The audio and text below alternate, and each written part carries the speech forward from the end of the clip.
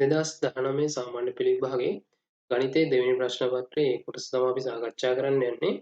ඒ කොටස යටතේ ඔයාලට මූලිකව ප්‍රශ්න 6ක් හම් වෙනවා. විභාගයේදී අනිවාර්යෙන් ප්‍රශ්න 5කට පිළිතුරු සපයන්න ඕනේ. අපි බලමු මොන වගේ ප්‍රශ්නද විභාගයේදී හම්බෙලා තියෙන්නේ. ඒවට කොහොමද පිළිතුරු සපයන්නේ කියලා. 2019 පේපර් එකේ පළවෙනි ප්‍රශ්නේ ගත්තාම මේකෙන් අපි ප්‍රශ්න කරලා තියෙනවා ඉගෙන ගත්ත කොටස් වෙළඳපොළ ඒ වගේම ඊනවන ශේෂ ක්‍රමය සුළු පොලි වැල් පොලි කියන කරුණු පිළිබඳව ඍජුව ප්‍රශ්න කරන කොටසක් තමයි දෙවෙනි කොටසේ ඒ කොටස යට එන පළවෙනි ප්‍රශ්නය. අපි යමු 2019 පේපර් එකේ පළවෙනි ප්‍රශ්නෙට. මේකේ කියනවා A බැංකුව සහ B සමාගම විසින් පහත් සඳහන් දැන්වීම් පළ කර ඇත. A කියන බැංකුව ස්ථිර තැන්පත් සඳහා වසරකට 9%ක පොලියක් ගෙවයි. B කියන සමාගම කොටසක මිල රුපියල් 25ක් වන අතර වාර්ෂිකව කොටසකට රුපියල් 1.50 බැගින් ලාභාංශයක් ගෙවනවා. පළවෙනි ප්‍රශ්න විදිහට අපෙන් අහන්නේ කමල් තමා සතුව ඇති රුපියල් ලක්ෂයක මුදලින් හරියට A බැංකුවේ ස්ථිර තැන්පතුවක තැන්පත් කළ අතර ඉතිරි මුදල B සමාගමේ කොටස් මිලදී ගැනීමට යෙදවිය. ඔහු වසරක් අවසානයේදී B සමාගමෙන් ලාභාංශය ලබාගෙන කොටසක් රුපියල් 26 බැගින් කොටස් සියල්ල විකුණයි. වසරක් අවසානයේ ඔහුට වැඩි ආදායමක් ලැබෙන්නේ කුමන ආයෝජනයෙන්දයි හේතු සහිතව පෙන්වන්න. හරි අපි යමු මේ ප්‍රශ්න කොහොමද විසඳන්න පුළුවන් කියලා බලන්න. එතකොට මේක යටතේ අපිට මූලිකව කියනවා A කියලා බැංකුවක් තියෙනවා. ඒ වගේම B කියලා සමාගමක් තියෙනවා. A කියන බැංකුවෙන් ස්ථිර තැන්පතුවක් සඳහා 9%ක පොලියක් වාර්ෂිකව දෙනවා. ඒ වගේම B කියන සමාගමේ කොටසක වටිනාකම රුපියල් 25ක් කියනවා. වසර අවසානයේ කොටසක ලාභාංශ මුදල විදිහට රුපියල් 1.50ක් ගෙවනවලු. එහෙනම් කමල් එයා සතුව තියෙන ලක්ෂයක මුදලින් රුපියල් 50000ක් A කියන බැංකුවේ රුපියල් 50000ක් B කියන සමාගමේ ආයෝජනය කරලා තියෙනවා. එතකොට මේ ප්‍රශ්නේ විසඳනකොට අපිට කියන්නේ A කියන බැංකුවෙන් ලැබෙන ආදායම B කියන බැංකුවෙන් ලැබෙන ආදායම සමාගමෙන් ලැබෙන ආදායම වෙන වෙනම හොයලා මොකේද හොඳ ආයෝජනය කියන එක හොයන්න කියලා. එතකොට කමල් ගිහින් වල්ලා A කියන බැංකුවේ ස්ථාවර තැන්පතුවට රුපියල් 50000ක් දැම්මට පස්සේ එයාට වාර්ෂිකව ලැබෙනවලු 9%ක පොලියක්. අපි හිතමු කමල් රුපියල් 100ක් ගිහින් වල්ලා A කියන බැංකුවේ ආයෝජනය කරා නම් එයාට කීයක් පොලිය විදිහට ලැබෙන්න ඕනද? රුපියල් 9ක් පොලිය විදිහට ලැබෙන්න ඕනේ. එහෙනම් කමල් රුපියල් 50000ක තමයි ස්ථාවර තැන්පතුව කරලා තියෙන්නේ. කමල්ට වසර අවසානයේ කොච්චර පොලියක් ලැබෙනවද කියලා තමයි හොයන්න ඕනේ. එතකොට රුපියල් 100කට රුපියල් 9ක පොලියක් හම්බ වෙනවා නම් අපි බලන්න ඕන කීයකටද? රුපියල් 50000කට කොච්චරද කියලා. සුළු කරාට පස්සේ මට අවසාන වෙනවා රුපියල් 4500යි කියලා. එතකොට මේක තමයි කමල්ට ඒ බැංකුවෙන් ලැබෙන පොලිය මුදල. ඒ කියන්නේ ලාභය. අපි යන් දැන් B සමාගමට ඒ ගැන කතා කරන්න. B සමාගමකින් ඉන්නලා කමල් ආයෝජනය කරන රුපියල් 50000. 50000ක් ආයෝජනය කරාට පස්සේ කොටස් යම් කිසි ප්‍රමාණයක් මිලදී ගන්නවා. කොටසක මිල කොච්චරද ළමයි රුපියල් 25ක් කියලා කියන්නේ. එහෙනම් මම හොයන්න ඕනේ මුලින්ම කමල් මිලදී ගත්ත කොටස් ප්‍රමාණය කොච්චරද කියලා. එහෙනම් මම හොයනවා කොටස් ප්‍රමාණය සමාන වෙනවා ආයෝජනය කර මුළු මුදල මම බෙදන්න ඕනේ කීයද? කොටසක මිලෙන්. එතකොට මට අවසානට සුළු කරාට පස්සේ හම් වෙනවා කොටස් 2000ක් කමල් විසින් මිලදී අරගෙන තියෙනවා. හරිද? හරි. එතකොට එක කොටසකට වසර අවසානයේ ලාභාංශ මුදල කොච්චරද? 1.50. එහෙනම් මම හොයන්න ඕනේ මුළු ලාභාංශ මුදල. ඒක හොයන්න මම මොකද කරන්න ඕනේ? කොටසක ලාභාංශ මුදල ගුණ කරන්න ඕනේ මුළු කොටස් ගන්නි 2000න්. එතකොට මට අවසානට ඒක ඉතුරු විදියට හම් වෙනවා කොච්චරද? රුපියල් 3000ක් කියලා. හරිද? තාම ඉවරද B සමාගමට අදාළව ගැටලු විසඳලා නැහැ. කමල් වසර අවසානයේදී මොකද කරන්නේ? මේ තමා සතුව තියෙන කොටස් 2000 නැවත එක කොටසක් රුපියල් 26 ගානේ විකුණනවා. එතකොට මොකද ළමයි මෙතන වෙලා තියෙන්නේ? කමල් මුලින් ගත්තේ කොටසක් කීයටද? රුපියල් 25කට. පස්සේ මොකද කමල් කරන්නේ? රුපියල් 26කට ඒක විකුණනවා. නේද? එතකොට මෙතන 25ක් තිබ්බ එක 26ක් වෙනකොට කමල්ට එතනින් කීයක ලාභයක් එනවද? රුපියලක ලාභයක් කමල් ලබනවා. එහෙනම් මට කියන්න පුළුවන් කමල් කොටස් 2000ක් විකුණුවාට පස්සේ කොච්චර ලාභයක් ලබනවද? ඒ රුපියල් 2000ක ලාභයක් ලබනවා. හරි. එහෙනම් මට කියන්න ළමයි කමල් B සමාගමෙන් ලබන මුළු ආදායම කොච්චරද? මුළු ලාභය. රුපියල් 3000යි රුපියල් 2000යි. මේ දෙකේ එකතුව වෙන්න ඕනේ. එතකොට මට හම්බ වෙනවා රුපියල් 5000ක් කියලා. හරි. එහෙනම් එතකොට ඔයාලට පේනවා කමල් A කියන සමාගමේ A කියන බැංකුවේ ආයෝජනය කරාට පස්සේ රුපියල් 4500ක් ගන්නවා. B කියන සමාගමේ ආයෝජනය කරාට පස්සේ රුපියල් 5000ක් ගන්නවා. එතකොට කමල්ට වඩා ලාභදායී වෙන්නේ මොකේ ආයෝජනය කරොත්ද? B කියන සමාගමේ ආයෝජනය කරොත්. එහෙනම් ඔයාලා පළවෙනි ප්‍රශ්නෙට පිළිතුරු විදිහට ලියන්න ඕනේ. මේ කියන ගණනය කිරීම කරලා අපිට පේනවා රුපියල් 5000 කියන එක 4500ට වඩා විශාලයි. එහෙනම් B කියන සමාගමේ ආයෝජනය කිරීම තමයි වඩා සුදුසු, වඩා ලාභදායී වෙන්නේ. අපි යන් ඊළඟ ප්‍රශ්න බලන්න. ඊළඟ ප්‍රශ්නේ අපිට කියනවා වසරක් අවසානයේ ඔහුට ලැබෙන මුළු ආදායම ආයෝජනය කළ මුළු මුදලේ ප්‍රතිශතයක් ලෙස දක්වන්න. හරි. එතකොට බලන්න මෙතන සම්පූර්ණම A හා B කියන බැංකුවේ සහ සමාගමේ ආයෝජනය කරාට පස්සේ කමල්ට හම්බ වෙනවා රුපියල් 4500ක් සහ 5000ක මුදලක්. එහෙනම් මට කියන්න ළමයි සම්පූර්ණයෙන්ම කමල් මේක ආයෝජනය කරාට පස්සේ මේ සමාගම් දෙකේම කමල්ට වසර අවසානයේ ලැබෙන මුළු ආදායම කොච්චරක් වෙනවද? රුපියල් 4500 ධන රුපියල් 5000. මුළු මුදල කොච්චරද? රුපියල් 9500. හරිද? එතකොට රුපියල් 9500ක කමල් ලාභයක් උපයනවා. කමල් රුපියල් 9500ක ලාභයක් උපයන්න ආයෝජනය කළ මුළු මුදල කොච්චරද? රුපියල් ලක්ෂයක් තමයි කමල් ආයෝජනය කරන්නේ. ලක්ෂයක් ආයෝජනය කරාට පස්සේ තමයි කමල්ට රුපියල් 9500ක ලාභයක් ලැබෙන්නේ. එහෙනම් ලක්ෂයකට රුපියල් 9500ක ලාභයක් ලැබෙනවා නම් මම හොයන්න ඕන කීයද? 100කට කොච්චරද කියලා. ප්‍රතිශතයක් එතකොට මට ලැබෙන්නේ 95 10න් බෙදුවට පස්සේ කීයද ළමයි? 9.5. 100ට 9.5ක ලාභයක් තමයි මුළු මුදලට දරන අනුපාතය වෙන්නේ. හරිද? එතකොට මම හිතනවා මේ ප්‍රශ්නේ වලට තේරෙන්නේ නැති මොන විදිහටද ගැටලු විසඳන්නේ කියන එක. හරි. මම මේට අදාළව පිළිතුරු වගන්ති ඇසුරෙන් ලියලා තියෙනවා. වැදගත් ඔයාලට ප්‍රශ්නයේදී මේ වගන්ති ඇසුරෙන් ප්‍රශ්නය පැහැදිලිව ලියලා විසඳන්න යන්න. එතකොට පිළිතුරු ප්‍රත්‍ය නිරීක්ෂණය කරන එක්කෙනාට උනත් පහසුවෙන් ලකුණු දෙන්න පුළුවන්. වඩා නිවැරදිව ඔයාලටත් වැරද්දක් වුණොත් ඒක පහසුවෙන් හඳුනා ගන්න පුළුවන්. එතකොට දෙවෙනි කොටසට 109.5ක් කියන තමයි අවසාන පිළිතුරු විදිහට ලැබෙන්නේ. හරි. අපි යන් ඊළඟ ප්‍රශ්නෙට. එතකොට දෙක කොටසේ අපිට හම්බෙන තවත් ප්‍රශ්නයක් තමයි මේ ප්‍රස්තාර ප්‍රශ්නය. හැමදාම විභාගයේදී ඔයාලට ප්‍රස්තාර ආශ්‍රිත ප්‍රශ්නයක් හම්බ වෙනවා. ඒක ඔයාලට නිවැරදිව තරණය කරගන්න පුළුවන් නම්, නිවැරදිව ප්‍රස්තාරය අඳින්න පුළුවන් නම්, ඒ ආශ්‍රිතව අහන ප්‍රශ්න වලට නිවැරදිව පිළිතුරු ලබා දෙන්න පුළුවන් නම් මුළු ලකුණු 10 සම්පූර්ණයෙන්ම ගන්න පුළුවන්. අපි බලමු මේ කියන්නේ ඍණ 2කට වඩා විශාල හෝ සමානයි x කුඩා හෝ සමානයි 4.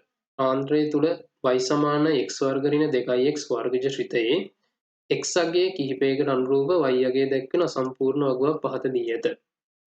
එතකොට පළවෙනි ප්‍රශ්නේ විදිහට මම අහනවා x සමානයි 3 වෙන විට y හි අගය සොයන්න. එතකොට ඔයාලට මෙතන මේ ළමයි හම්බෙලා තියෙන්නේ වර්ගජ ශ්‍රිතයන්නේ. වර්ගජ ශ්‍රිතයේ ප්‍රස්තාරයක් තමයි අඳින්න තියෙන්නේ. වැදගත් දෙයක් තියෙනවා ඔයාලට හම්බෙන වර්ගජ ශ්‍රිතය හැම විටම සමමිතික වර්ගජ ශ්‍රිතයක්. එතකොට යම්කිසි අගයකට අනුරූප y අගය හොයන්න යනකොට අපිට මේ දීලා තියෙන වගුව සම්පූර්ණ කරනකොට අපිට සමමිතිකත්වය ඇසුරෙන් පවා වගුව පුරවන්න පුළුවන්. ඒ වගේම යම්කිසි කෙනෙක්ට අගයන් ආදේශ කරලා y අගය ගන්නත් පුළුවන්. වගුව දිහා බැලුවොත් එහෙම අපිට සමමිතිකත්වය නිරූපණය වෙලා තින්නේ x සමානයි 1 දී y සමානයි ඍණ 1 වෙලා තියෙනවා. x සමානයි 0 දී y බිඳුවයි, x සමානයි 2 දී නැවත y බිඳුවයි. ඊට පස්සේ x සමානයි ඍණ 1 දී y 3යි අපිට හොයන්න තියෙන x සමානයි 3 දී y කීයද කියලා.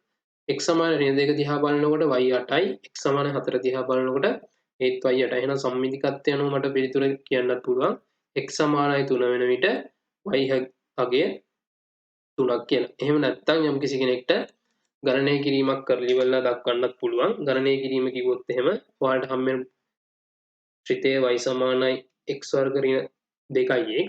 එතකොට ළමයි y සමානයි x කියන්නේ 3යි 3 වර්ගය 9යි 3 වරක් 2 6යි අවසාන පිළිතුර 3යි කියලා හම්බ වෙනවා. හරිද?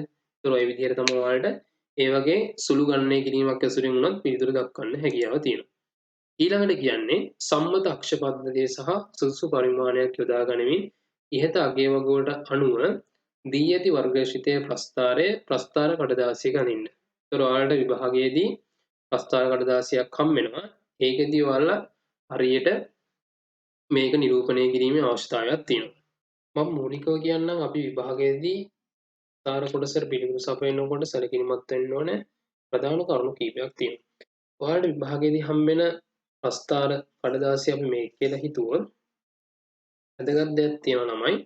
හැමෝම මේ ප්‍රස්ථාර කඩදාසියේ සම්පූර්ණ ඉඩ ප්‍රමාණයම පාවිච්චි කරන්න. යම්කිසි කෙනෙක් ප්‍රස්ථාරය මේ විදිහට පොඩිවට නිරූපණය කිරීමේ හැකියාවකුත් තියෙනවා. නමුත් ඊටාම වැදගත් අපි මේ ප්‍රස්ථාරය අපේ ප්‍රස්ථාර කඩදාසියේ මුළු ඉඩම පාවිච්චි කරලා ඉතා නිවැරදිව පැහැදිලි වෙන්නුවොත් අපිට පහසුවෙන් ලකුණු ගන්න පුළුවන්. ඒ වගේම අපි මේ ප්‍රස්ථාරය නිරූපණය කරනකොට අපි අක්ෂ පද්ධතිය පිළිබඳව සැලකිලිමත් වෙන්න ඕනේ. ඒ තමයි අපි යම්කිසි අක්ෂ පද්ධතියක් xy අක්ෂ පද්ධතියේ ලකුණු කරනකොට වැදගත් දෙයක් තියෙනවා. ඒ දෙක x සහ y ලෙස අනිවාර්යයෙන්ම නම් කිරීමක් කරන්න ඕනේ.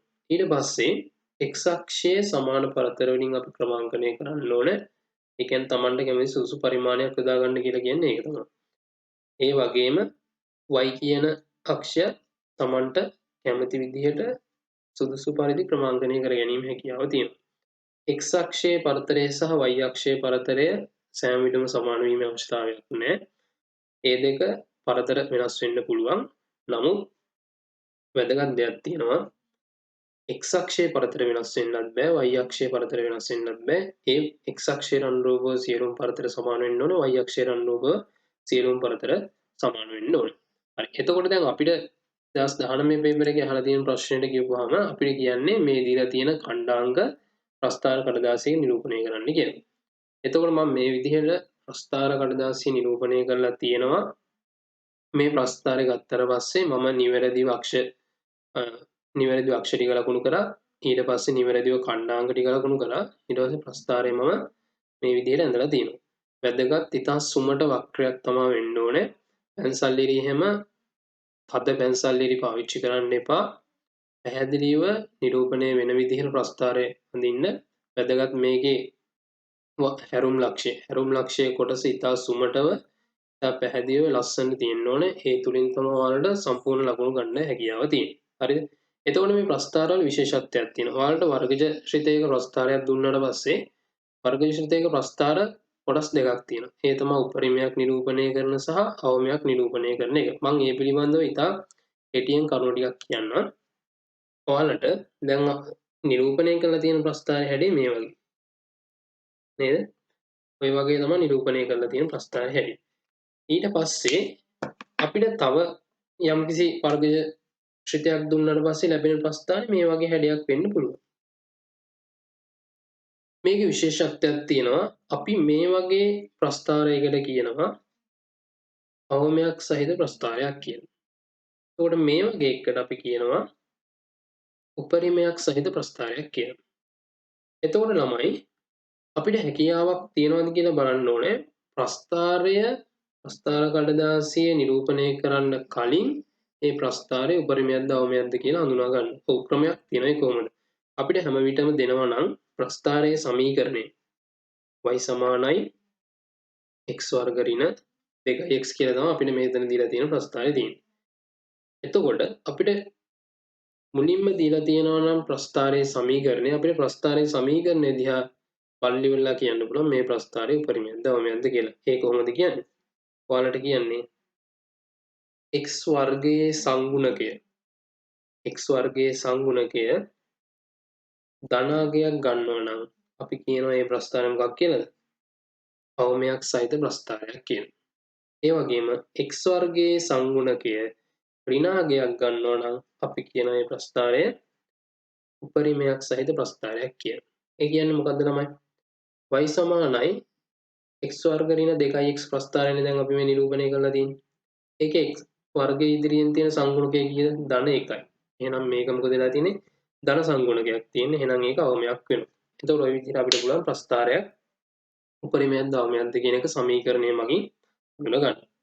ඊට පස්සේ මේ අපිට මේ ප්‍රශ්න ඇතුළේදී අහලා තියෙනවා ප්‍රස්ථාරයේ හැරුම් ලක්ෂයේ ඛණ්ඩාංක ලියන්න. හරි. ප්‍රස්ථාරයේ හැරුම් ලක්ෂය කියලා කියන්නේ මොකද්ද? මම මෙතන c කියන c අකුරෙන් නිරූපණය කරලා තියෙනවා ප්‍රස්ථාරයේ හැරුම් ලක්ෂය. ප්‍රස්ථාරයේ ඇවිල්ලි වෙලා හැරිලා යන. එතකොට මේක අවමයක්. අවමයේ හැරුම් ලක්ෂය මොකක්ද කියලා වොත් අපිට කියන්න පුළුවන් 1, ඍණ 1. පිළිතුර 1, ඍණ 1 වෙනවා. මුලින් x ඛණ්ඩාංකය පස්සේ y ඛණ්ඩාංකය නිරූපණය කරන්න ඕනේ. ඊළඟට කියනවා අපිට දී ඇති වර්ගශ්‍රිතය y සමානයි x ඍණ a වර්ග වල වර්ගයේ ධන b ආකාරයට ප්‍රකාශ කරන්න. මෙහි a හා b යනු සංඛ්‍යා දෙකකි.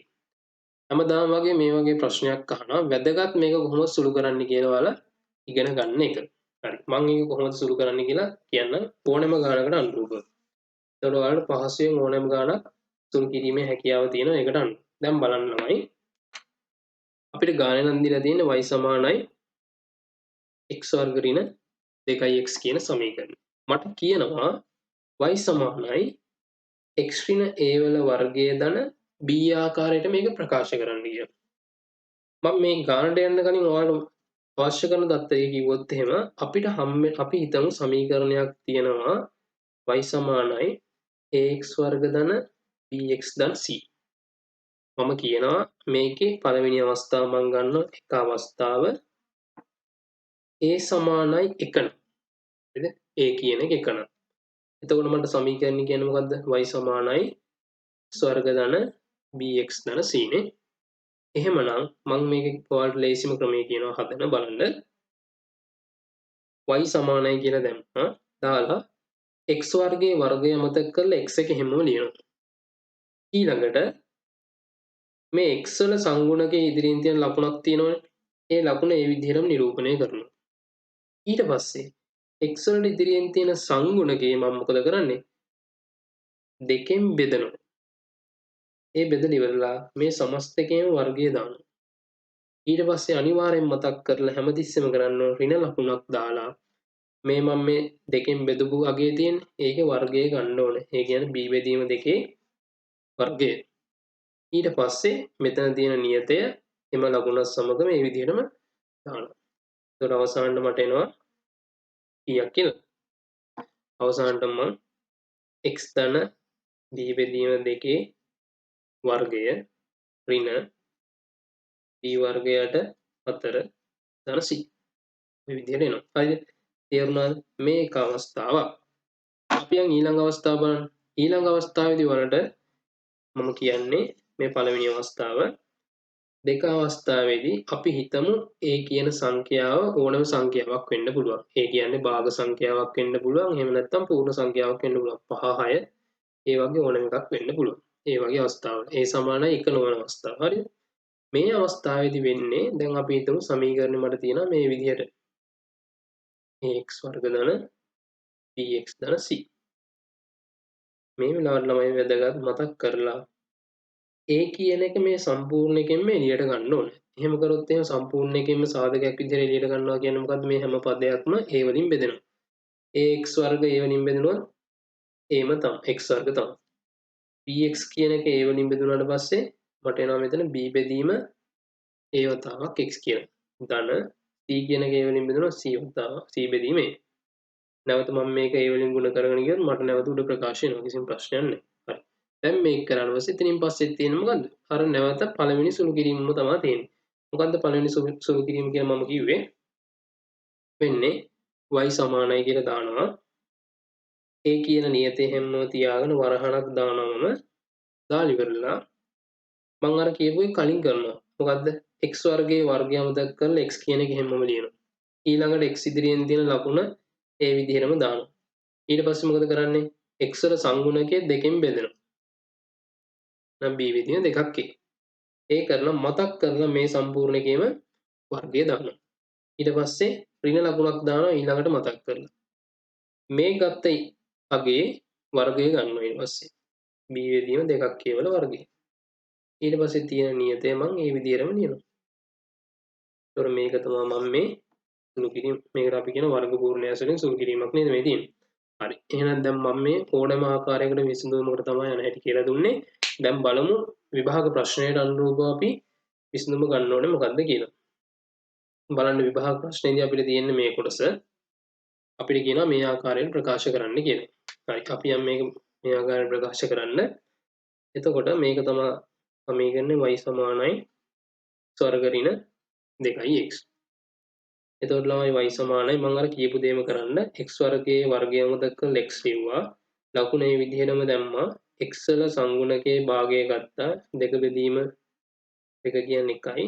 සම්පූර්ණ එකේ වර්ගය දැම්මා. මතක් කරලා ඍණ ලකුණක් දාලා මේකේ වර්ගය කරනවා. එකේ වර්ගය 1යි. මේකේ නියතයක් තියනවද? නියතයක් නැහැ. ඒකෙන් හින්දා මම මේ විදිහට මේක තියනවා. එහෙනම් මට අවසානට උත්තරේ මේක තමයි ලැබෙන්නේ. හරිද? හැබැයි මේක කියනවා මේ විදිහට ප්‍රකාශ කරන්න වැදගත් දෙයක් තියෙනවා. හොඳයි මේ a හා b අපි හරියට ලියලා තියෙනවා නම්. එතකොට a කියන්නේ කීයද? a සමානයි 1යිනේ. ඍණ ලකුණ මේ විදිහටම තියෙනවා. a වලට එතකොට එකක් කියලා එන්න ඕනේ. එතකොට b සමානයි කීයද? b සමානයි 1යි කියලා ලිව්වොත් වැරදි. මොකද මෙතන ධන ලකුණක් තියෙන මෙතන ඍණ ලකුණක් තියෙන. එහෙනම් අපි නිරූපණය කරන b සමානයි ඍණ 1යි කියලා එන්න ඕනේ. ওই විදිහට අවසාන පිළිතුරක් විදිහට අපිට තියන්න පුළුවන්. ඔයාලා මෙතනින් නැවතුවත් ප්‍රශ්නයක් නැහැ. මේක ඔයාලගේ දැන ගැනීමට ලියන්න පුළුවන්. එතකොට ඔයාලට පැහැදිලි වෙනවා. හරි. අපි ඊළඟ ප්‍රශ්නෙට යමු. ඊළඟ ප්‍රශ්නේ කියන්නේ ඍණ 1කට වඩා විශාලයි y කුඩා හා සමානයි 3 ප්‍රාන්තරය තුල ශ්‍රිතය වැඩි වන x යගේ ප්‍රාන්තරය ලියන්න. සාමාන්‍ය ශ්‍රිතයක් වැඩි වෙන්නේ කොහොමද? ශ්‍රිතයක් අපි වැඩි වෙනවා කියලා කියන්නේ x අගේ ඍණ අනන්තයේ ඉඳන් ධන අනන්තයට යනකොට ශ්‍රිතයට මොකද වෙන්නේ කියන එක අපි සාකච්ඡා කරන එක. දැන් බලන්න මේකනේ අපි අඳින ප්‍රස්තාරය. ළමයි බලන්න x අක්ෂයේ ඍණ පැත්තෙන් ඉඳන් ධන පැත්තට එනකොට මොකද වෙලා තියෙන්නේ? x අක්ෂයේ ඍණ පැත්තෙන් ඉඳන් ධන පැත්තට එනකොට ඍණ අනන්තයේ ඉඳන් ධන 1ට එනකම් ප්‍රස්ථාරයේ y යගේ එන්න මොකද වෙලා තියෙන්නේ? අඩු වෙලා තියෙන්නේ. දැන් අපිට අඳින්න කියලා තියෙන පරාසය ඇතුළේ අපි බලුවොත් එහෙම ඍණ 2ේදී ධන 8යි. ඍණ 1ේදී ධන 3යි. බිංදුවේදී බිංදුවයි. එන්න x අගය ධනව වැඩි වීගෙන යනකොට මොකද වෙලා තියෙන්නේ? y අගය අඩු වීගෙන වෙලා තියෙනවා. ඊට පස්සේ x සමානයි 1ේදී y සමානයි ඍණ 1 වෙලා තියෙනවා. ඒ x සමානයි 1 පැනපු ගමන් ආයෙ නැවත මොකද වෙලා තියෙන්නේ? y අගය එන්න වැඩි වීගෙන ගිහින් තියෙනවානේ. ඊට පස්සේ x සමානයි 2ේදී y බිංදුවයි, x සමානයි 3ේදී y 3යි, x සමානයි 4ේදී y 8යි. ඔය විදිහට අගය එන්න වැඩි වීගෙන යනවා. එහෙනම් මට කියනවා මෙතන ඍණ 1කට වඩා විශාලයි y කුඩා හෝ සමානයි 3 අවස්ථාවේදී x වල අගය කොච්චරද කියලා. එහෙනම් කීයක්ද වෙන්න ඕනේ? බලන්න x අගය කීයේ ඉඳන් කීයට වෙනස් වෙන්න ඕනද y අගය ඍණ 1 ඉඳන් 3ට යනකොට. එහෙනම් ඍණ 1 ඉඳන් 3ට y අගය යනවා කියලා කියන්නේ x අගය ධන 1 ඉඳන් ධන 3ට යනවා කියන එක. එතකොට අපේ අවසාන පිළිතුර විදිහට අපි ලියන්න ඕනේ ඍණ 1ට වඩා විශාලයි x කුඩායි 3. එහෙම ලිව්වොත් නිවැරදිද? නැහැ. වැදගත් දෙයක් තියෙනවා අපිට මෙතන කියලා තියෙනවා මොකද්ද? ඍණ 1ට වඩා විශාලයි y කුඩා හෝ සමානයි 3. ඒ කියන්නේ y අගය 3 වෙන අවස්ථාව සහ 3ට අඩු අවස්ථාව වෙන්න ඕනේ. එහෙනම් මගේ අවසාන පිළිතුරත් එන්න ඕනේ මම x අගය පරාසය ලියනකොට 1ට වඩා විශාලයි x කුඩා හෝ සමානයි 3යි කියලා. ඒක එක්කෙනෙක් ලියන්න පුළුවන්. වගන්තිය වලින් ලියන්නත් පුළුවන්. නැත්නම් මේ අසමානතා ලකුණු පාවිච්චි කරලා ලියන්නත් පුළුවන්. 1ට වඩා විශාලයි x කුඩා හෝ සමානයි 3 කියලා වගන්තියක් වශයෙන් ලිව්වත් ප්‍රශ්නයක් නැහැ. හරිද? මම හිතනවා දැන් ඔයාලට ප්‍රස්ථාර ආශ්‍රිතව යම්කිසි ගැටලුවක් ආවොත් ඒක කොහොමද निराකරණය කරගන්නේ කියන එක තේරෙනවා කියලා. එතන මම මේ විදිහට අවශ්‍ය කරන පිළිතුරු දීලා තියෙනවා මේ ප්‍රශ්නෙට අදාළව. අපි යන් ඊළඟ ප්‍රශ්නෙට. ඊළඟ ප්‍රශ්න විදිහට ඔයාලට හම්බෙන්නේ සමගාමී සමීකරණ සුළු කිරීමක් සහ බීජීය භාග ඇසුරෙන් එන කොටසක්. A කොටස යටතේ සමගාමී සමීකරණ සුළු කිරීම, B කොටස යටතේ බීජීය භාග සුළු කිරීමක් තියෙනවා. අපි යම් මූලිකව මුලින්ම සමගාමී සමීකරණ කොටස බලමු. ඒකේ කියනවා නැටුම් කණ්ඩායමක පිරිමි ළමයි 5 දෙනෙක් සහ ගැහැණු ළමයි 4 දෙනෙක් සිටිති. එක්තරා නර්තනයකදී සියලුම පිරිමි ළමයින් මිල සමාන වූ ඇඳුම් වලින් සැරසී සිටි අතර සියලුම ගැහැණු ළමයින්ද මිල සමාන වූ ඇඳුම් වලින් සැරසී සිටියහ. පිරිමි ඇඳුම් කට්ටල දෙකක මිල ගැහැණු කට්ටල තුනක මිලට වඩා රුපියල් 1000ක් වැඩිය. කණ්ඩායමේ සියලුම ළමයින්ගේ ඇඳුම් කට්ටල සඳහා වියදම රුපියල් 14000ක් කියනවා. පිරිමි ළමයෙකුගේ ඇඳුම් කට්ටලයක මිල X සහ ගැහැණු ළමයෙකුගේ ඇඳුම් කට්ටලයක මිල රුපියල් Y ලෙසගෙන ඉහත තොරතුරු නිරූපණය කරන සමගාමී සමීකරණ යුගලක් ගොඩනගා ගන්න. ඊළඟ ප්‍රශ්නේදී කියනවා ගැහැණු ළමයිගේ සහ පිරිමි ළමයිගේ ඇඳුම් කට්ටලයක මිල වෙන වෙනම අපිට ගණනය කරන්න කියලා. හරි. අපි බලමු මේ ප්‍රශ්නේ කොහොමද විසඳන්නේ කියන එක. මේකදී ළමයි ඔයාලා ප්‍රශ්නේ කියවගෙන යනකොටම ඕනම ළමයෙක්ට සමගාමී සමීකරණ යුගල විසඳ ගන්න පුළුවන්. මූලිකව එක් වතාවක් ප්‍රශ්නේ කියවලා තේරුම් අරන් ඊළඟට නැවත ප්‍රශ්නේ කියවගෙන යනකොට ඔයාලට නිරාකරණය කරගන්න පුළුවන් මොන විදිහේ සමගාමී සමීකරණ යුගලක්ද එන්නේ කියලා. මෙතන කියලා තියෙනවා පිරිමි ළමයෙක්ගේ ඇඳුම් කට්ටලයක මිල x කියලා ගන්නලු ගැහැණු ළමයෙක්ගේ ඇඳුම් කට්ටලයක මිල y කියලා ගන්නලු. හරිද?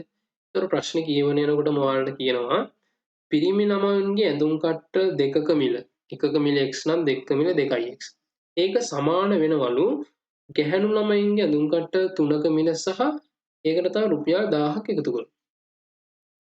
එතකොට මම මේ ප්‍රශ්නේ කියවගෙන යනකොට මම මේ එක සමීකරණයක් අරන් මම මේකේ VG පද එක පැත්තට ගත්තොත් 2x ඍණ 3y සමානයි 10යි. මම මේක 1 ඩෑෂ් කියලා ලියනවා.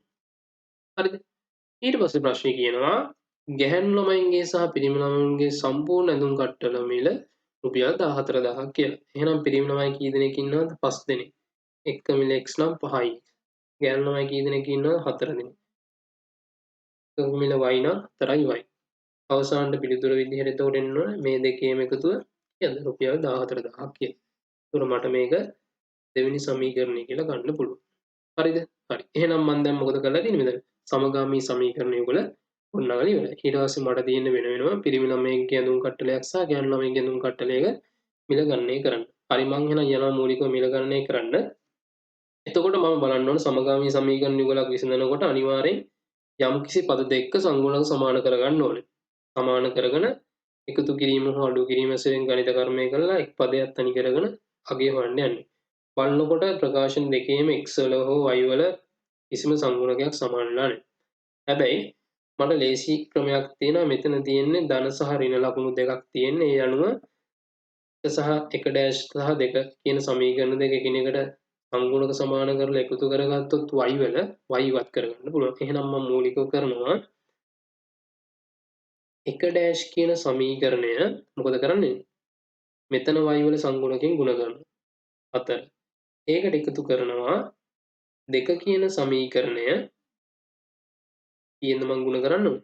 3ෙන් ගුණ කරන්න ඕනේ. හරිද? ඊට පස්සේ මම මේක ගුණ කරාට පස්සේ මට අවසානට වෙනවා කීයද? මේක ගුණ කරොත් එහෙම 4ෙන් ගුණ කරන්න ඕනේ. ix ඍණ 12y මේ ධන ලකුණ මේක ගුණ කරන්න ඕනේ 3ෙන් 15x ධන 4 3 12y සමානයි. එතකොට මම මේ නියත කොටසත් මම ගුණ කරනවා. නියත කොටස ගුණ කරාට පස්සේ 1000 ගුණ වෙන්න ඕනේ 4ෙන්. එතකොට එතන 4000යි. ඒ වගේම 14000 ගුණ වෙන්න ඕනේ 3ෙන්. ඒක ගුණ වුණාට පස්සේ 42000යි. හරිද? එතකොට ඔය අගයන් ටික එනවා. එතකොට මෙතන ළමයි ඍණ 12යිට ධන 12යි ඉවත් වෙලා යනවා. අවසානට එතකොට ඔයාලට පිළිතුරක් විදිහට එනවා කීයද? 8ix ධන 15ix කියන්නේ 23යි x සමානයි 4000ට 42000ක එකතු වුණොත් 46000. එතකොට මට අවසානට x අගය එනවා 46000 මම බෙදන්න ඕනේ කීයෙන්ද? 23න් බෙදන්න ඕනේ. ඒක සමාන වෙනවා රුපියල් 2000කට. එහෙනම් මට මෙතනින් හම්බෙලා තියෙනමයි මොකද්ද මේ? පිරිමි ළමයෙක්ගේ ඇඳුම් කට්ටලයක මිල රුපියල් 2000ක් වෙනවා. තාම මං ගාන හදලා ඉවර නෑ. මං හොයන්න ඕන ගැහැණු ළමයෙක්ගේ ඇඳුම් කට්ටලයක මිල. මං ඒක හොයන්න මේ 1 ඩෑෂ් කියන සමීකරණය පාවිච්චි කරනවා. ඒක පාවිච්චි කරපුවාම මම දැන් x ලාගේ දන්නවා කීයද? 2000යි. ඍණ 3y සමානයි 1000යි. හරිද? එතකොට මම මේ 3y එහා පැත්තට නම් ගිහින් වල මේ විදිහට ලිව්වොත් එහෙනම් 3y සමානයි. මෙතන 4000යි 4000න් අයින් වෙන්න ඕනේ 1000ක් අඩු වෙන්න ඕනේ. එතකොට 3000ක් කියන අවසානට y සමානයි යා කියලා හම්බෙනවා. එහෙනම් මට අවසානයේ පිළිතුර විදිහෙන් ලියන්න පුළුවන්. පිරිමි ළමයෙකුගේ ඇඳුම් කට්ටලයක මිල සමානයි රුපියල් 2000යි. ගැහැණු ළමයෙකුගේ ඇඳුම් කට්ටලයක මිල සමානයි කීයද? රුපියල් 1000. මේ තමයි පිළිතුරු දෙක. එතකොට මට කියලා තියෙන මම ප්‍රශ්න කොටස් දෙකම සමගාමී සමීකරණ කොටසට අදාළව අවසන් කරලා තියෙන්නේ. ඊළඟට ඔයාලට තියෙන්නේ VGA භාග සුළු කිරීම. හරි ලේසි කොටසක් VGA භාග සුළු කිරීම. ඔයාලට හරියට VGA භාග වලට අනුරූපව සුළු කිරීමක් කරගත්තොත් එතන තියෙන සම්පූර්ණ ලකුණු ප්‍රමාණය ගැනීම හැකියාවක් තියෙනවා. හරි. මෙතන ඔයාලට හම්බෙලා තියෙන ප්‍රශ්නේ තමයි 5x බෙදීම x වර්ග ඍණ 1කින් අඩු කරන්න ඕනේ. 4 බෙදීම x ධන 1ක්. ඕකනේ. මේ අපි යම් ප්‍රශ්න කොහොමද නිරාකරණය කරගන්නේ කියලා බලන්න. ඒතර මේක තමයි ඔයාලට හම්බෙලා තියෙන VGA භාගය. මුලින්ම අපි දන්නවා කොහොමත් මේ එකතු කිරීමක් හෝ අඩු කිරීමක් තියෙනවා භාග සංඛ්‍යාවක හරය සමාන කරගන්න ඕනේ. එහෙනම් මම මුලින්ම හරය සමාන කරගන්න යනවා. හරය අසමාන අවස්ථාවන්නේ තියෙන්නේ. හැබැයි මෙතන හරය සමාන කරගන්න යනකොට වැදගත් දෙයක් තියෙනවා. හරයේ පොදු සාධක තියෙනවද කියලා බලන්න ඕනේ. මේ ගාන දිහා බැලු බැලමට මේකේ හරයේ පොදු සාධකයක් තියෙනවා කියලා අපිට පේනවා. ඒ කොහොමද? බලන්න x වර්ග ඍණ 1 කියන්නේ මොකද්ද? අපිට පුළුවන් වර්ග දෙක අන්තරේ විදිහෙන් ලියන්න. මෙතන x ඍණ 1 වර්ගය තමයි තියෙන්නේ.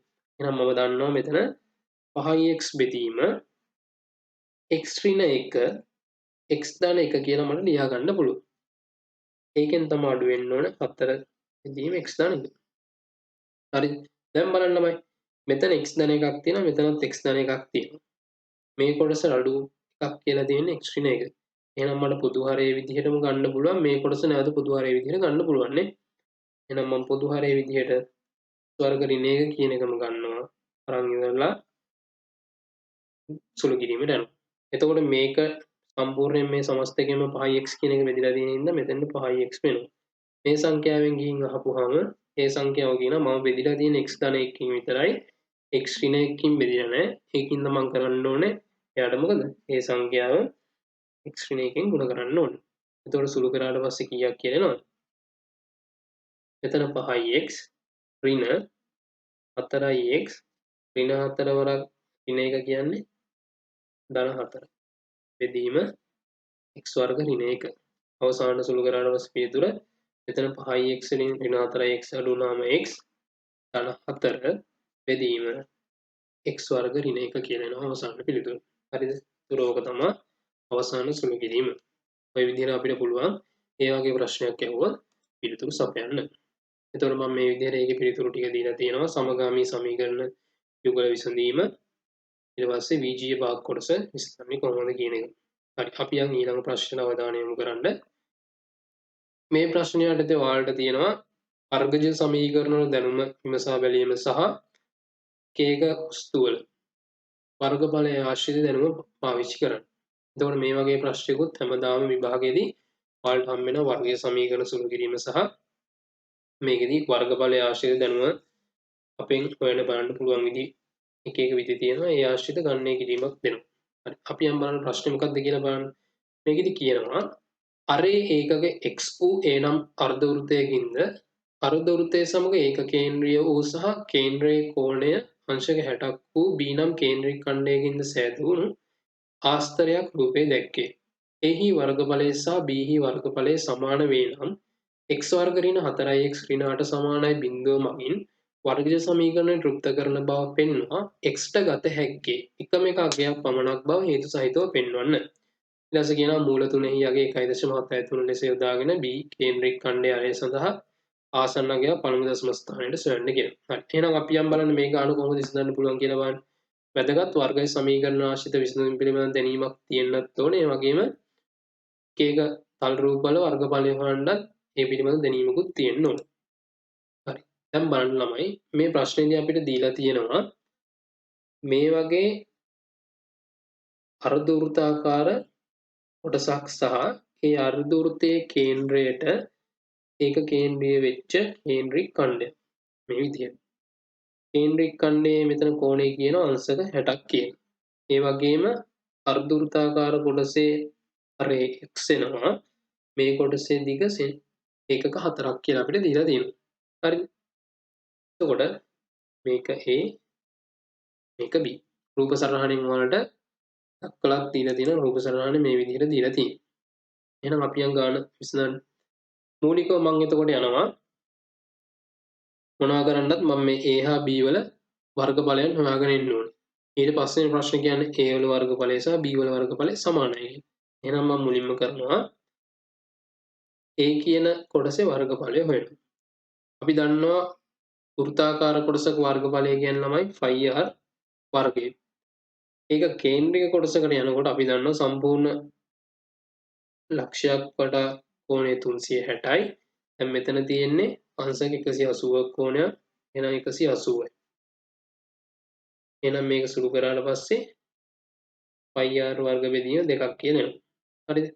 වැදගත් මෙතන මේකේ අර කියන්නේ x ඉඳලා r සමාන x වෙනවා. මට එතන පිළිතුරු විදිහට හම්බ වෙනවා πx වර්ග බෙදීම 2යි කියලා. හරිද? එතකොට ඒ කොටසට දාලා මම ඒක ගොඩනගාගෙන ඉවරයි. ඊට පස්සේ මං යන්න ඕනේ B කේන්ද්‍රික ඛණ්ඩයට. B කියන කේන්ද්‍රික ඛණ්ඩයට ආපුවාම B කේන්ද්‍රික ඛණ්ඩයේ මං වර්ගඵලය කියන්නේ එතකොට πr වර්ග වතාවක් කෝණේ මුළු කෝණය 360යි වෘත්තයක. එතකොට මෙතන නිරූපණය කරලා තියෙන්නේ අංශක 60ක කෝණයක්. එහෙනම් මේක සුළු කරාට පස්සේ මෙතන 6යි.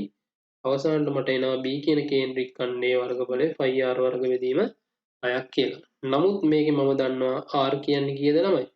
මෙතන ඒක කේන්ද්‍රයයි කියනකොට මෙතන ඉඳන් මෙතෙන්ට එනකොට x දිගක් තියෙනවා. එතන ඉඳන් මෙතෙන්ට එනකොට ඒකක 4ක දිගක් තියෙනවා. එතකොට මුළු අරය කියන්නේ කේන්ද්‍රික කොටසේ x ධන 4ක් විය යුතුයි.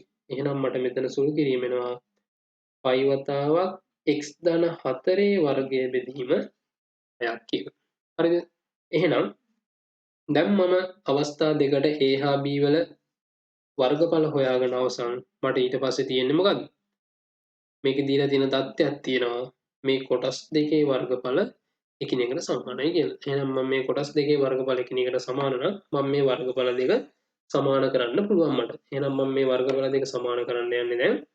එතකොට π x වර්ග බෙදීම 2 තමයි A කියන එකේ වර්ගඵලය. ඒක සමාන වෙනවා π වතාවක් x ධන 4 වර්ගය බෙදීම 6ට. π එකට 5 මට ඉවත් කරන්න පුළුවන්.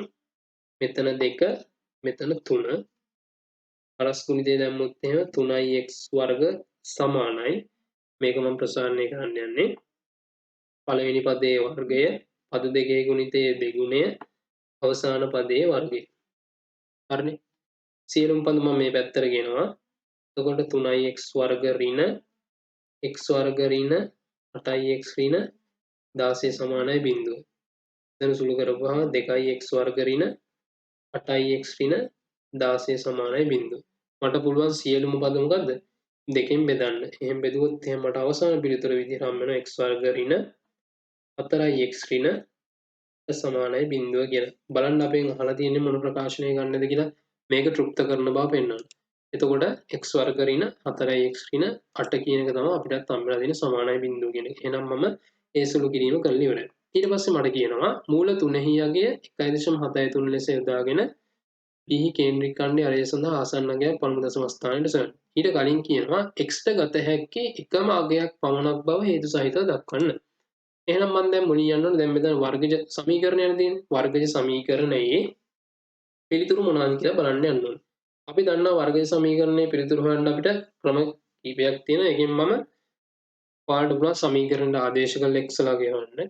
එහෙම නැත්නම් මොකද කරන්න පුළුවන්? වර්ග පූර්ණය කරලා ඉවරලා සුළු කිරීමක් විදිහට දාන්න පුළුවන්.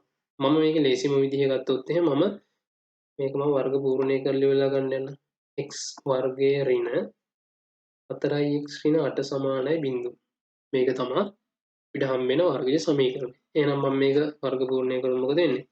x ඍණ මේක දෙකෙන් බෙදනවා. දෙකේ වර්ගය ඍණ මේකේ අඩු කරන්න ඕනේ මේකේ වර්ගයක් 4 ඍණ 8 සමානයි බිඳුව. එතකොට x ඍණ දෙකේ වර්ගය සමානයි ඍණ 4යි ඍණ 8යි ඍණ 12යි. ඒක එහා පැත්තට ගියාට පස්සේ ධන 12ක් වෙනවා. එතකොට x ඍණ 2 සමාන වෙනවා ධන හෝ ඍණ මූල 12ට. මූල අගය දැම්මට පස්සේ මේක ධන හෝ ඍණ එන්න හේතුවක් තියෙනවා. ඇයි?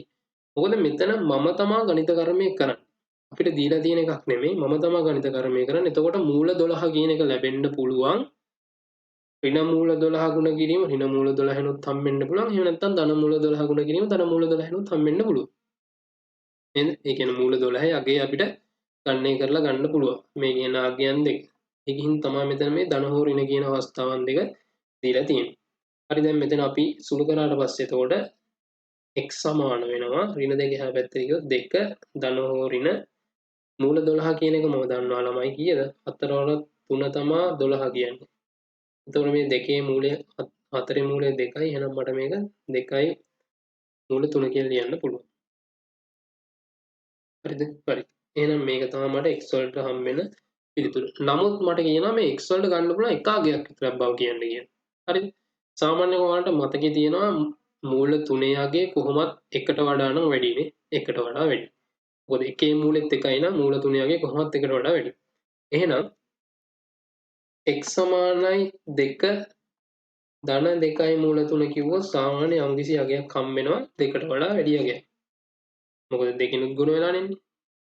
එතකොට x සමානයි 2 ඍණ 2යි මූල 3 આવොත් එහෙනම් මොකද වෙන්නේ? අනිවාර්යෙන් මේ 2යි මූල 3 කියන එක දෙකට වඩා කොහොමත් වැඩි. එතකොට 2 ඍණ 2යි මූල 3 කියවහම එන්න ඍණ අගයක් නේ. යම්කිසි ඍණ මං කියනවා y කියලා අගයක් එනවා.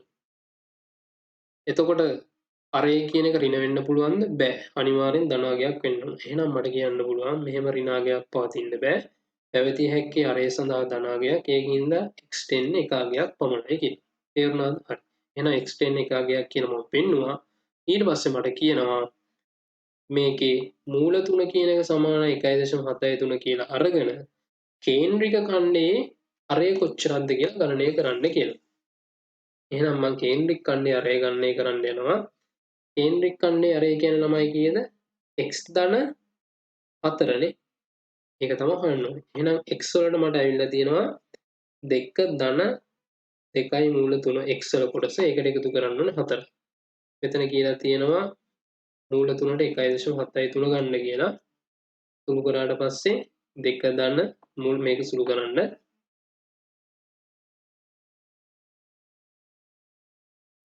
එතකොට මේක සුළු කරපුවම කීයක් එනවද? 4යි 6යි 6 3 9. 9.4යි 6ක් කියලා. හැබැයි පළමු දශම ස්ථානයට කියන්න කියනවා මෙතන 6 ඉලක්කම තියෙන ඉඳලා මම මේ පැත්තට 5ට වඩා වැඩි හින්දා වැටීමක් කරන්න පුළුවන් 9.5යි.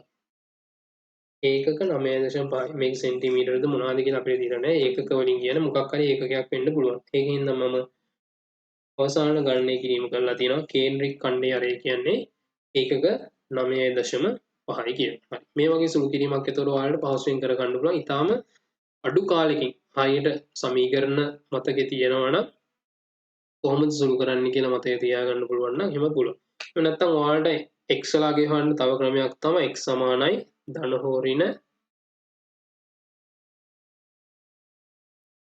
x සමානයි ඍණ b ධන හෝ ඍණ වර්ගමූල b වර්ග ඍණ 4ක් ac බෙදීම 2ක් a. මේක තමයි සමීකරණය. මේ සමීකරණය හොයන්නත් පුළුවන්. මේ සමීකරණයට ඕන එක්කෙනෙක්ට b වල අගය a වල අගය c වල අගය ආදේශ කරලා ඉවරලා සුළු කරලා ඉවරලා x වල අගය ගන්නත් පුළුවන්. නමුත් මේක ඊට වඩා ලේසි වර්ග පූර්ණ ඇසුරෙන් සුළු කිරීමකට යනවා නම්. හරිද? හරි. එතකොට මේ තමයි ඒකාන්ට අදාළව පිළිතුරු තියෙන්නේ. වගන්ති ඇසුරෙන් මම සුළු කරලා තියෙනවා කොයි විදිහට දෙන්නේ කියලා. ඒතර අවසාන පිළිතුර විදිහට 9.5යි කියලා තියෙනවා. අපි යන් ඊළඟ ප්‍රශ්නේ බලන්න. ප්‍රශ්නාංක 5. ප්‍රශ්නාංක 5 තියෙන්නේ ත්‍රිකෝණමිතිය ඇසුරෙන් තියෙන ප්‍රශ්නයක්. හරි ලේසි ප්‍රශ්නයක්. හැමෝටම ත්‍රිකෝණමිතික වගු ආශ්‍රිතව ගණනය කිරීම කරන්න පුළුවන් නම් ඒ පිළිබඳ හොඳ අවබෝධයක් තියෙනවා නම් පහසුවෙන්ම කරන්න පුළුවන් ප්‍රශ්නයක් තමයි මේ ත්‍රිකෝණමිතිය ප්‍රශ්නය. බලන්න ප්‍රශ්නය කියන්නේ සමතලා බිමක ඒ ලක්ෂයේ සිටින මිනිසෙක් ඔහුගෙන් මීටර 100ක් දුරින් අංශක 127ක දිගාංශයකින් යුතු C ලක්ෂයේ ඇති අඹ ගසක් දකි. ඔහු ඒ ලක්ෂයට දකුණින් Cද ලක්ෂයට බටහිරින් Bද ලක්ෂයේ පොල් ගසක්ද දකි. ABC ලක්ෂවල පිහිටීම දැක්වෙන දල සටහනක් රූපයේ දැක්වෙනවා කියලා කියනවා. එතකොට මේ තමයි දල සටහන. A කියන ලක්ෂය තියෙනවා, C කියන ලක්ෂය තියෙනවා, B කියනවා. ඒ ලක්ෂයේ ඉන්න මිනිස්සෙක්ට අංශක 127ක දිගාංශයකින් C කියන එක පේනවා. ඒ වගේම Aට දකුණෙන් B තියෙනවා, Cට බටහිරින් B තියනවා කියලා තමයි ගානේ කියලා තියෙන්නේ. එතකොට මට තොරතුරු ටික රූපේ ලකුණු කරලා තියෙනවා.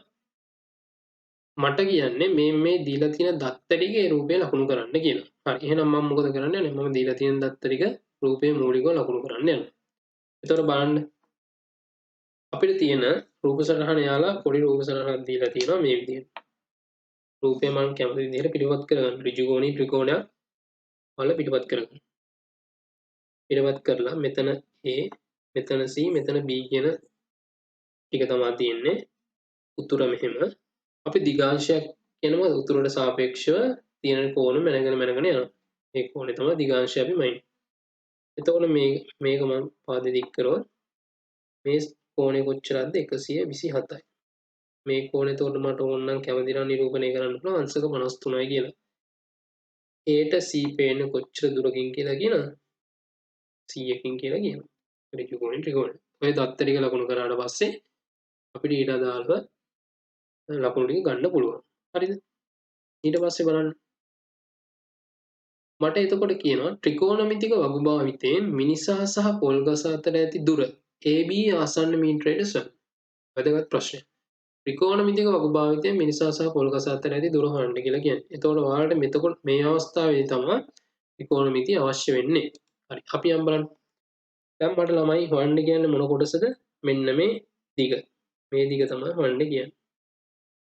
ඒ වල B. මට ඒක හොයන්න ලේසි ක්‍රමයක් තියෙනවා. කොහොමද? ත්‍රිකෝණමිතික වගු භාවිත කරන්න කියනවනේ. මම මේ දිග දන්නවා. නේද? ඒ කියන්නේ AC දිග දන්නවා. මට හොයන්න කියන්නේ AB දිග. ඒ වගේම මම මෙතන 127ක කෝණයක් ඉඳලා මේ ඇතුළේ කෝණෙත් කීයද 50 අංශක 53යි කියලා හොයාගන්නත් තියෙන්නේ. එහෙනම් මට පුළුවන් මම මේ කෝණෙත් දන්න හින්දා ත්‍රිකෝණයේ කර්ණය සහ ඊට අදාළ බද්ධ පාදය අතර සම්බන්ධය මොකද්ද? cos නේ. එහෙනම් මට ලියන්න පුළුවන් මම මේ කෝණේ කියන්නම්කො θත් කියලා. cos θ කියන එක සමාන වෙනවා බද්ධ පාදයේ බෙදීම කර්ණයෙන්. බද්ධ පාදයේ අගේ කොච්චරද? AB නේද? කර්ණයේ දිග කොච්චරද? AC කියන එක 100යි කියලා දීලා තියෙනවා. එහෙනම් cos θ කියන්නේ θ අගය 53යි. අංශක 53යි. සමානයි AB වතාව බෙදීම 100. එහෙනම් AB කියන එක සමාන වෙන ළමයි කීයටද? 100 වතාව cos 53ට. දැන් තමයි ප්‍රශ්නේ තියෙන්නේ. කොහොමද cos 53 අගය හොයන්නේ කියන එක. ඒකට තමයි අපිට තියෙන ත්‍රිකෝණමිතික වගු. අපි ත්‍රිකෝණමිතික වගු භාවිතයෙන් තමයි ඒකේ අගය හොයාගන්න යන්න වෙන්නේ. හරි. බලන්න මම මෙතන ත්‍රිකෝණමිතික වගුව දීලා තියෙනවා.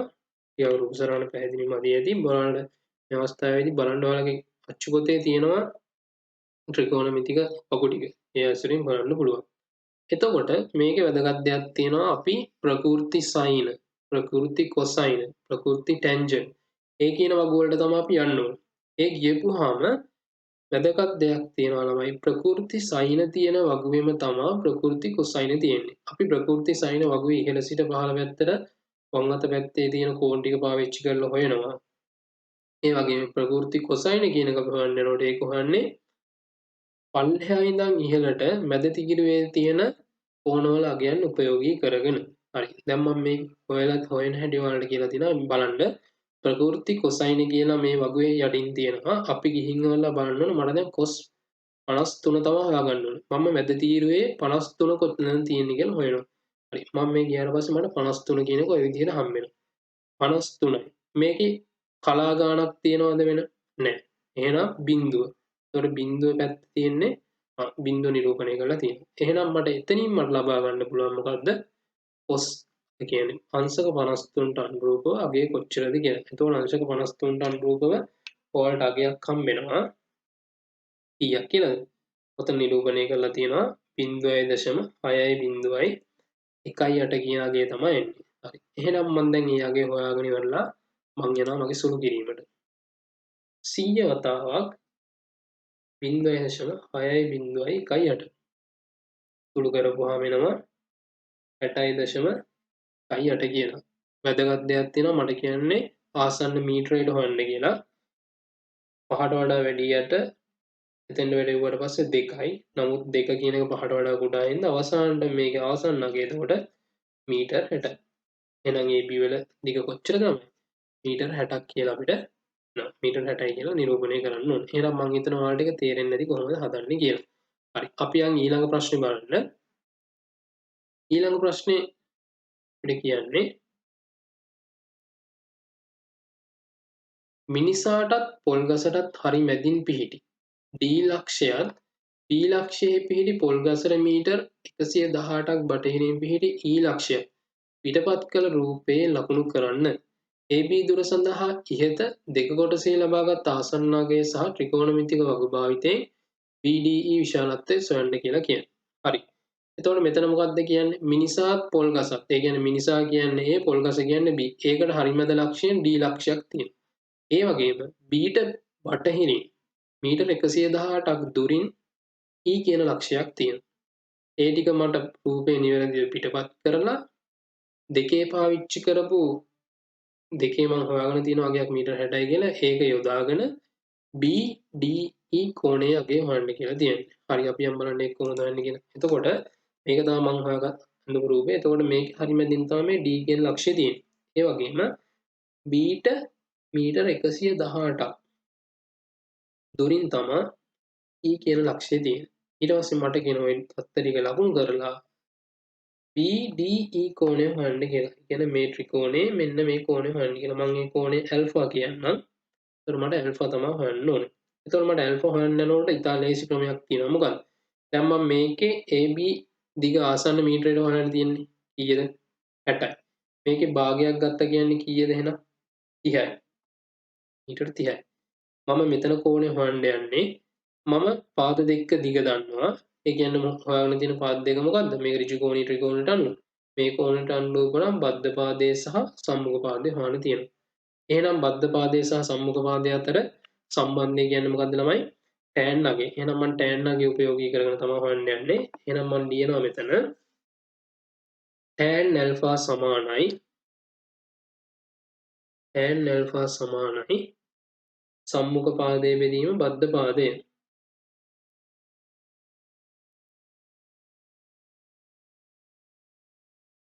EB බෙදීම DB. හරි. එතකොට tan alpha සමානයි මේ දිග කොච්චරද? මීටර 118යි. ඒක බෙදන්න ඕනේ 30. එතකොට මට ඕක සුළු කරාට පස්සේ අවසාන පිළිතුරු විදියට හම්බ වෙනවා 3.933 කියලා. හරිද? ඕක තමයි tan alpha. හැබැයි මම හොයන්න ඕනේ alpha කෝණය. alpha කෝණය හොයන්න මම හොයන්න ඕනේ alpha සමානයි tan inverse ගන්න ඕනේ.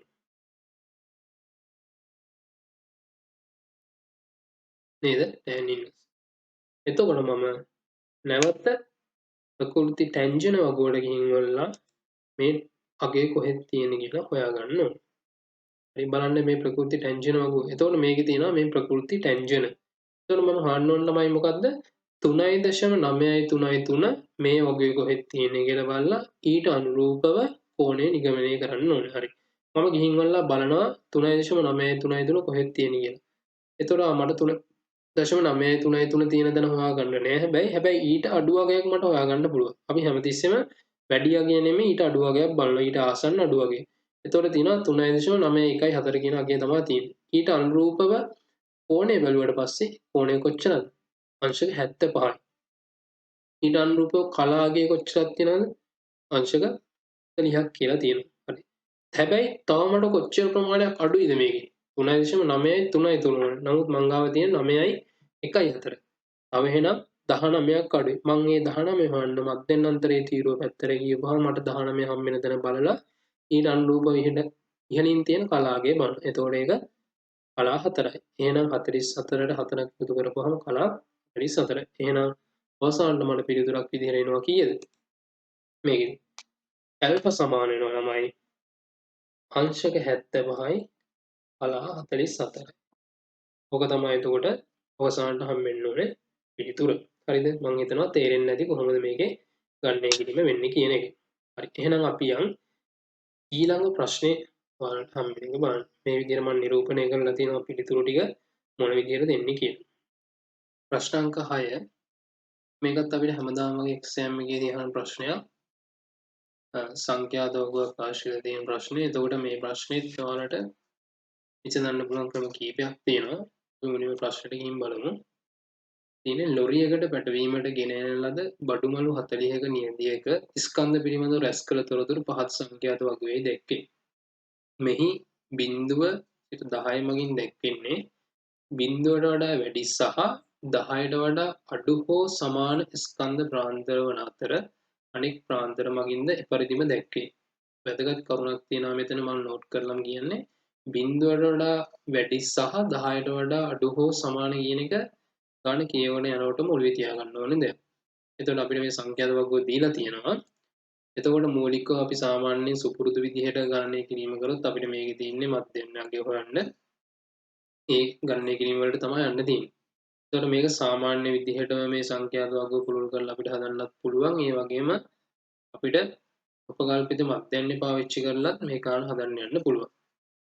ගාන විශේෂයෙන්ම කියලා නැහැ උපකල්පිත මධ්‍යන්නේ අපිට මේ විදිහට හදන්න එහෙම නැහැ. ඒ හින්දා අපි සුපුරුදු ආකාරයට ගාන හදන්න යම්.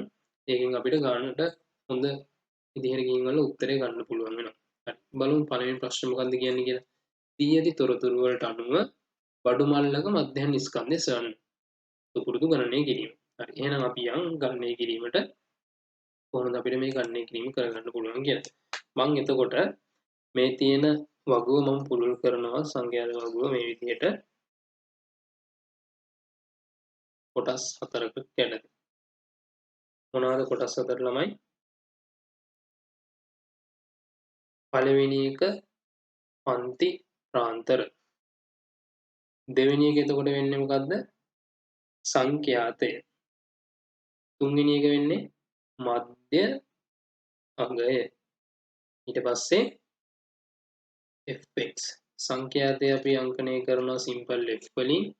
මධ්‍ය අගය අපිට අංකණය කරන්න පුළුවන් සිම්පල් x වලින්. හරිද? හරි. දැන් අපි යන්නේ වගුව පුරවන්න. එතකොට මේකෙදි අපිට පන්ති ප්‍රාන්තර ටික දීලා තියෙනවා 0 10 10 20 20 30 30 40 40 50 50 60 60 සහ 70. ඔය ටික ඔය පරාසය තුල තමයි මේ ටික තියෙන්නේ. හරිද? එතකොට සංඛ්‍යාතයත් අපිට දීලා තියෙනවා මේ වගුවේ. අපි සංඛ්‍යාත ලියුවොත් එහෙනම් මේකේ 2යි මේකට 5යි මේකට 7යි ඊට අනුරූප 9ක් තියෙනවා බඩුමලු. මෙතන 8ක් මේකේ 6ක් මේකේ 3ක් විදිහට තමයි අපිට දීලා තියෙන්නේ. හරිද? හරි. දැන් එහෙනම් අපි යස් මධ්‍ය අගය කියන එකට. මධ්‍ය අගයේදී අපි මොකද කරන්නේ? පන්ති ප්‍රාන්තරයේ පහළ සහ ඉහළ සීමාවන් එකතු කරලා ඒක දෙකෙන් බෙදනවා. එතකොට 10යි බිංදුව එකතු කරපුවාම 10 ඒක දෙකෙන් බෙදපුවාම 5යි කොහොමද? 20යි 10යි 30යි ඒක දෙකට බෙදුනට පස්සේ 15යි. 30යි 20යි 50යි ඒක දෙකට බෙදුනට පස්සේ 25යි. 40යි 30යි 70යි ඒක දෙකට බෙදුනට පස්සේ 35යි. බලන්න මධ්‍ය අගයේ තීරුවේ හැමතිස්සෙම මේක පුනරාවර්තනය වෙලා තියෙන්නේ කොහොමද? 10 බැගින් තමයි වැඩි වෙලා තියෙන්නේ. එහෙනම් මේක 35යි ඊළඟ කරන්න රූප 45යි ඊළඟ කරන්න රූප 55යි ඊළඟ කරන්න රූප 65යි. මොකද මේක පන්ති තරම මේ හැම එකේම සමානයිනේ. ඒකින්ද තමයි මේ විදිහට වෙලා තියෙන්නේ. හරි. එහෙනම් මම දැන් fx තීරුවට ගියොත් එහෙම fx කියන එක මට ලැබෙනවා f අගය සහ x අගයේ ගුණිතය. 5 සරක් 2 10යි. 15 සරක් 5 75යි. 7 තරක් 25 175යි. ඊට පස්සේ 35 සරක් 9 315යි. ඊට පස්සේ 45 සරක් 8 360යි. 55 සරක් 6 330යි. 3 වරක් 65 195යි. හරිද? එතකොට මේ අනුරූපව මම මේ අගයන් ටිකක් හොයලා තියෙනවා. එතකොට මට අවසාන වශයෙන් මේක ගන්න තියෙන්නේ ළමයි මොකද්ද? මම දන්නවා සංඛ්‍යාත තීරුවේ එකතුවම සිග්මා f වලින් අංකණය කරොත් බඩුමලු සම්පූර්ණ ගණන 40යි. ඒ වගේම fx තීරුවේ අයික කිව්වොත් එහෙම සිග්මා fx මේකේ සම්පූර්ණ එකතුවම ගත්තාට පස්සේ මට එකතුව විදිහට හම්බ වෙනවා 1460යි කියලා. 1460ක් තමයි එතකොට මේකේ සම්පූර්ණ සිග්මා fx කියන අගය එන්නේ. හරිද? හරි. එහෙනම් දැන් මට මේ හම්බුණු අගයත් එක්ක මම යන්න ඕනේ මධ්‍යන්න අගය හොයන්න. මධ්‍යන්න අගය කියන එක අපි අර්ථ දක්වලා තියෙනවා කොයි විදිහටද? මධ්‍යන්න අගය කියලා කියන්නේ තමයි මධ්‍යන්න අගය. මධ්‍යන්න අගය. එහෙම නැත්නම් x bar කියන එක. අපි දන්නවා කීයද? සිග්මා fx බෙදන්න ඕනේ සිග්මා f වලින්. මේක තමයි සමීකරණය. එහෙනම් ওই සූත්‍රය වලින් අපි සුළු කරොත් එහෙම සිග්මා fx කියන එක මට ආව කීයද 1460. මුළු බඩුමලු ගන්න කොච්චරද ළමයි? එහෙනම් මම සුළු කරනවා මේක සුළු කරාට පස්සේ මට අවසාන වශයෙන් උත්තරයක් එනවා කීයද? මෙතන 3යි ඉතිරි 2ක් තියෙනවා 6යි 6 වරක් 4නේ සහ 2ක් ඉතිරි 5යි. කිලෝග්‍රෑම් 36.5ක් කියලා පිළිතුරු විදිහට හම්බ වෙනවා. තේරුණාද? එතකොට මේ සමීකරණය පාවිච්චි කරලා මට සුපුරුදු විදිහට මම දන්න විදිහට සමීකරණය පාවිච්චි කරලා ගාන හදන්න පුළුවන්. හරි. අපි යන් ඊළඟ ප්‍රශ්න බලමු. ඊළඟට කියනවා ඉහත නියඳේ ලබාගෙන ඇත්තේ බඩුමලු 200ක තොගයකින් නම් බඩුමලු තොගයේ මුළු ස්කන්ධය නියාමනය කරන්න කියනවා. හරි. කොහොමද මේක මට කරන්න පුළුවන්? මුළු බඩුමලු ගන්න කොච්චරක් කියලා කියනවද? 200ක් කියලා කියනවා. හැබැයි මම දැන් හොයාගෙන තියෙනවා සාමාන්‍යයෙන් බඩුමල්ලක මධ්‍යන්නගේ කොච්චරද කියලා. එහෙනම් මට ගාන හදන්න යන්න පුළුවන්. මම දන්නවා බඩුමලු 200 ස්කන්ධය කියන්නේ එතකොට මධ්‍යන්නගේ කිය 36.5. 36.5යි. ඒක මම ගුණ කරන්න ඕනේ බඩුමලු ගන්න. මේක ගුණ කරාට පස්සේ මට අවසාන උත්තරේ කීයද දෙන්නේ? 7300ක් කියලා. වැදගත් ඒකක දාන්න කිලෝග්‍රෑම්. 36.5 200 ගුණ කරලා පස්සේ 7300. හරිද? එතකොට මේ බඩුමලු 200ට අනුරූප වගේ හොයලා තියෙනවා. අපි ඊළඟ ප්‍රශ්න බලන්න. ඊළඟ ප්‍රශ්නේ කියනවා ලොරියට පැටවිය හැකි උපරිම ස්කන්ධය කිලෝග්‍රෑම් 1500ක් බව දී ඇතනම් ඉහත බඩුමලු 40 ලොරියට පැටවිය නොහැකි අවස්ථාද තිබිය හැකි බව පෙන්වීමට හේතු දක්වන්න. මේකේ වැදගත්. මේ අවස්ථාවේදී වැදගත් කියලා මම කියන්නේ මම ඔයාලට කලින් මේ ප්‍රශ්නේ පැහැදිලි කරනකොටම අවස්ථාවක් පොයින්ට් අවුට් කරා ඒ තමයි බිංදුවට වඩා වැඩි සහ 10ට අඩු හෝ සමාන කියන අවස්ථාව. ඒ කියන්නේ මේ පන්ති පාන්දරේ පහළ සීමාව සහ ඉහළ සීමාව කතා කරාට පස්සේ ඉහළ සීමාවේ ස්කන්ධය දීලා තියෙන එක තියෙන්න පුළුවන් කියන අවස්ථාවක් තමයි කියන්නේ. ඒ කියන්නේ උදාහරණයක් විදිහට දැන් 0 සහ 10 අවස්ථාව ගත්තොත් බඩුමලු දෙකක් තියෙනවා. ඒ බඩුමලු දෙකට එන්න පුළුවන් උපරිම ස්කන්ධය කිලෝග්‍රෑම් 10යි කියලා ගන්න පුළුවන්. ඒ වගේම 10 සහ 20 තියෙන අන්තිම අන්තරය ගත්තාම ඒකේ බඩුමල්ලකට එන්න පුළුවන් උපරිම ස්කන්ධය කිලෝග්‍රෑම් 20 විය හැකියි කියන එක තමයි උතනින් අදහස් කරලා තියෙන්නේ. ඒ අදහස් කිරීම තමයි මට මේ ගානේ තුන්වෙනි කොටස හදන්න යන්න ඕනේ. ඒ තරක කිරීම තුලින් තමයි මම තුන්වෙනි කොටස ගොඩනගන්නේ. හරි බලමු තුන්වෙනි කොටස කොහොමද මම හදන්නේ කියලා. ඒ කියන්නේ තමයි මේකේ මට කියන්නේ ලොරියට පටවන්න පුළුවන් උපරිම බර කොච්චරක්ද? weight එකක් තියෙනවා. උපරිම අගය තමයි කිලෝග්‍රෑම් 1500. හැබැයි පටවන්න බැරි අවස්ථාවක් තියෙන්න පුළුවන් කියන එකයි පෙන්වන්න කියන්නේ. එහෙනම් මම මෙතනින් කරන්නේ මොකද්ද? මට දීලා තියෙන බඩුමලු 40ට අදාළ දත්ත වලින් මම හොයනවා ඒ බඩුමලු වලට තියෙන්න පුළුවන් උපරිම බරවල එකතුව කොච්චරක්ද කියලා. එහෙනම් පළවෙනි අවස්ථාවේ උපරිම කිලෝග්‍රෑම් 10යි ඒකෙන් බඩුමලු 2යි. ඊළඟ අවස්ථාවේ උපරිම කිලෝග්‍රෑම් 20යි ඒකෙන් බඩුමලු 5යි. ඊළඟ අවස්ථාවේ උපරිම කිලෝග්‍රෑම් 30යි ඒකෙන් බඩුමලු 7යි. ඔය විදිහට මම එකතු කරගෙන යනවා.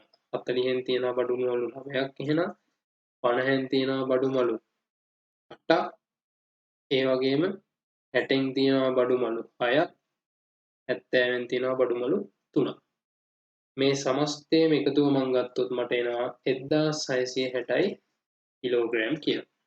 එහෙනම් මට කියන්න පුළුවන් උපරිම බරවල් මේ බඩුමළු වලට තිබ්බොත් එන එකතු 1660ක් හින්දා ලොරියට පටවන්න පුළුවන් 1500යි. හැබැයි බඩුමළු වල ස්කන්ධය 1500ට වඩා වැඩි. ඒකින් හින්දා මේවැනි අවස්ථාවකදී ලොරියට බඩුමළු ටික පටවන්න බෑ කියන එක කියන්න පුළුවන්. තේරුණාද? ඒ කියන්නේ සම්පූර්ණ බඩුමළු ප්‍රමාණය පටවන්න බෑ කියලා කියන්න පුළුවන්. හරි. එහෙනම් මම හිතනවා මේ ගාන හදන හැටි ඔයාලට තේරෙන්නේ නැති කියලා. මම මේ විදිහට ඒ ගානට අදාළව පිළිතුරු ඔයාලට දීලා තියෙනවා. අධ්‍යයනය කරන්න කොයි විදිහට තියෙන්නේ කියලා. අවසාන වශයෙන් මේ වගේ වගන්තියක් ලියලා නොහැකි අවස්ථාවක්ද තියෙන්න පුළුවන් කියන එක සනාථ කරන්න පුළුවන්. හරිනම. එහෙනම් මේ විභාගයේදී ඔයාලට දෙවෙනි ප්‍රශ්න පත්‍රයේ හම්බෙන ඒ කොටසේ ප්‍රශ්න 6 සාකච්ඡා කරලා තියෙන්නේ. මේ ආකාරයටම මේ ස්ට්‍රක්චර් එක අනුවම තමයි ඔයාලට හැමදාම විභාගයේ ප්‍රශ්න අහන්නේ. ඉතින් මේ විෂය කරුණු හොඳට අධ්‍යයනය කරලා ඉවරලා සාර්ථකව විභාගෙට මුහුණ දෙන්න.